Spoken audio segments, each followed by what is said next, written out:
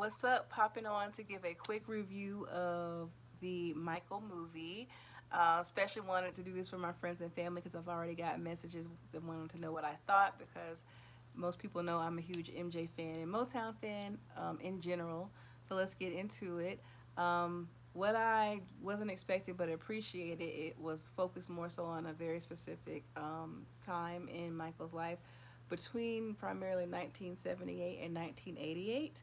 There was a little bit of a flashback in the beginning. I appreciated that focus because I feel like a lot of the projects or things that have been produced about his life were either more so focused on Jackson 5 and a little bit of his current, or documentaries focused on some of the controversy later in life, but not a lot on that very specific time period and really leaning into what Michael's mindset was. It felt like it was shot and directed, and the storytelling was totally from Michael's POV. We got to see a little bit of his creative process.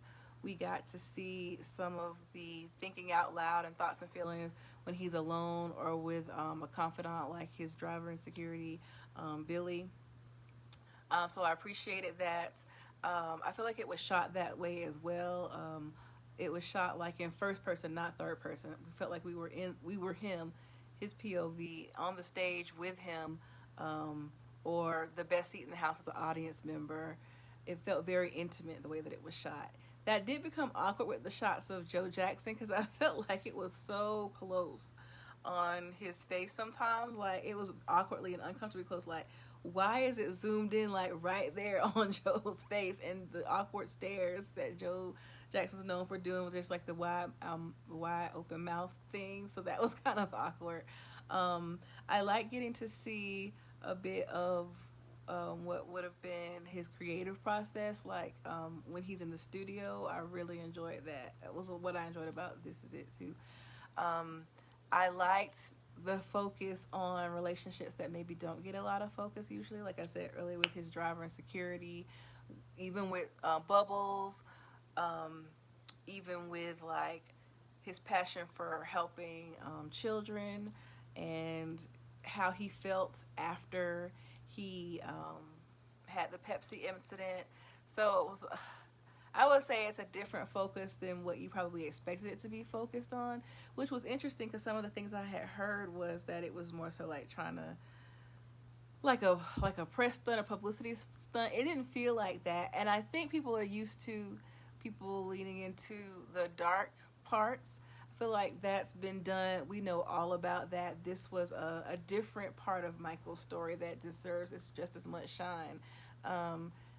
It wasn't fake in the sense of it did show the dynamic of him and Joe. We got to see how close him and his mom are or were.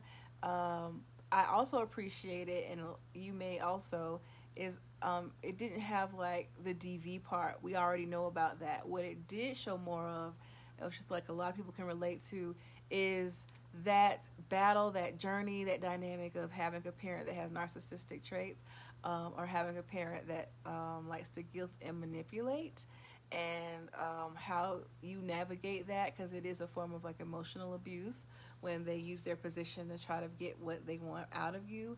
And just almost like a coming to age for Michael, having to stand up and say, you know, this is what I want for my life. And I liked leaning into the effects of that emotional abuse, because we've already seen enough of the DV aspect of the Jackson family. What I didn't love, it showed Michael so much being solemn, sad. He smiles sometimes, for sure, but from what we know and see, Michael is hilarious. He is so funny. And that dry, sarcastic humor, or that humor that you get from a black man that was born in the 50s. And I wish we could have got to see in the film how funny Michael is. Jaafar. It was almost like startling when you first see him, hear his voice, see his mannerism. It was like you had to like take a second, like adjust, because it was almost like you're seeing Michael alive again. And I was like, whoa, wasn't ready for that. Casting was great. I'm definitely planning on going to see it again. And I love the music choices that they made throughout the movie. There was always music playing, Jackson 5 and Michael music. Some of the Michael's deep cuts too. So yes, I totally recommend it. Let me know what y'all think.